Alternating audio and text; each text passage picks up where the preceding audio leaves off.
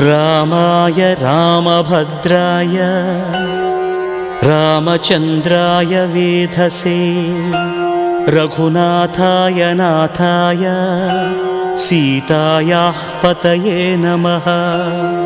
श्रीराम राम रघुनन्दन राम राम श्रीराम राम भरताग्रज राम राम श्रीराम राम रणकर्कश राम राम श्रीराम राम शरणं भव राम राम। श्रीरामचन्द्र चरणौ मनसा स्मरामि श्रीरामचन्द्र चरणौ वचसा गृह्णामि श्रीरामचन्द्र चरणौ शिरसा नमामि श्रीरामचन्द्र चरणौ शरणं प्रपद्ये। माता रामो मत्पिता रामचन्द्रः